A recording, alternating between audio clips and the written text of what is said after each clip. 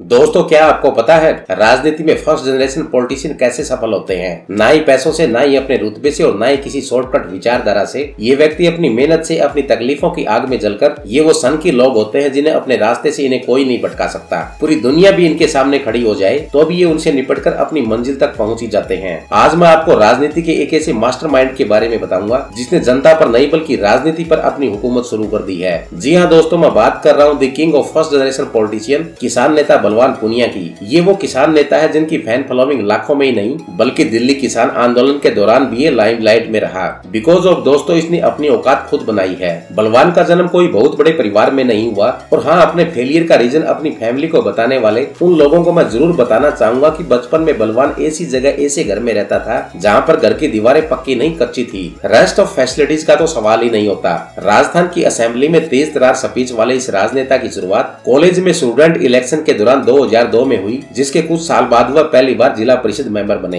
एक इंटरव्यू में बलवान ने अपना एक छोटा सा किस्सा बताया था। बचपन में उन्हें चूरमा खाना बहुत पसंद था। एक बार उन्होंने अपनी माताजी से चूरमा मांगा तो उनकी माताजी ने कहा, बलवान घर में घी नहीं है। तभी छोटे से बलवान ने अपनी माँ से कहा, माँ तुम फिक्र मत करो, मैं एक दिन कुछ ऐसा करूंगा कि घी की फैक्ट्री ही घर ले आऊंगा। ये था एक छोटे से बच्चे का खुद की जिंदगी बदलने का भरोसा और जुनून, जो अपनी किस्मत को बदलना आज के नेता उस समय के बलवान के लिए जिद बन गई। बलवान के अंदर टैलेंट तो बचपन से ही था और उस टैलेंट को उनके फादर श्री छोटूराम पूनिया जी ने इंकरेज किया, जो खुद एक छोटे से किसान हैं। श्री छोटूराम जी अपने परिवार को चलाने के लिए जब अपने सपने खुद पूरे नहीं कर सके, तब वो चाहते थे कि वो अधूरे सपने अब बलवान पूरे करे। जिसके बाद नेता बलवान ने पॉलिटिक्स में अगला कदम रखा और लगातार 2 विधानसभा चुनाव हार गए। पर घर वालों ने उन्हें कहा, वो पद के प्रति कुशलता क्या जिस पद पे बिखरे सूल ना हो, नाविक की धैर्य परीक्षा क्या जहाँ धाराएं प्रतिकूल ना हो। अर्थात पानी के बहाव के साथ तो हर कोई तैर लेता है, असली तैराक वही होता है जो धाराओं की विपरीत दिशा में तैरकर मंजिल तक पहुंचता है। So doesn't matter to any loose,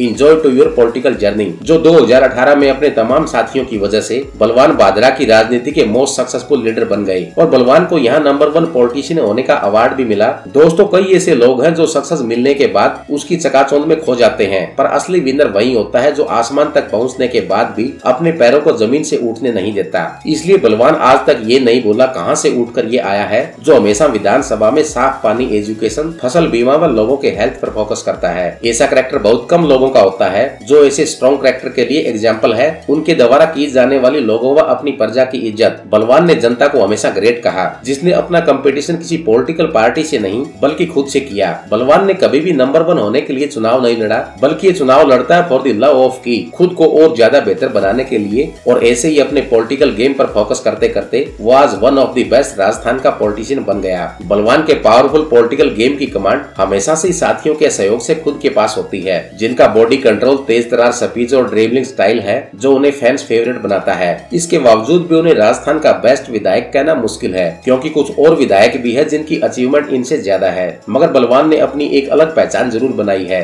इसलिए बलवान पूनिया बेस्ट ना सही पर ग्रेट जरूर है। दोस्तों, अगर आप किसान नेता बलवान पूनिया के फैन है तो इस वीडियो को कर दो लाइक और साथ ही साथ कर दो अपने दोस्तों के साथ शेयर। मैं जय सिंह पूनिया किसी दिन किसी और विषय पर बात करूंगा। तब तक जय हिंद, जय भारत, किसान बलवान।